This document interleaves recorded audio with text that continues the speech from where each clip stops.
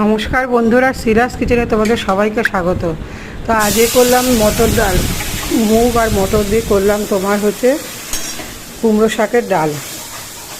তো আমি মটর আর মুগটাকে একটু সেদ্ধ করে নিয়েছি।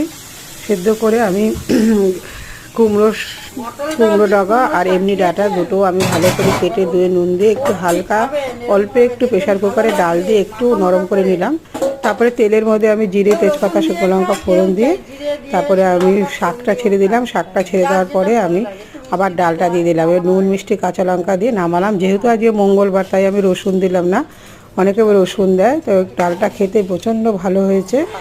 আর তোমার এই ছিল আমার আজকের কুমড়ো শাকের ডাল। পরেরগুলো তোমাদের সাথে পরে আবার শেয়ার করব। তো তোমরা দেখো কেমন হলো, আর আমার চ্যানেলটা একটু সাবস্ক্রাইব করে দিও। আর যারা সাবস্ক্রাইব করেছো তাদেরকে অসংখ্য ধন্যবাদ। এইভাবে তোমরা মটর ডাল দিয়ে কুমড়ো শাক দিয়ে খেতে পারো, প্রচণ্ড ভালো লাগবে। রেসিপিটা কেমন লাগলো জানাবে অবশ্যই। টাটা।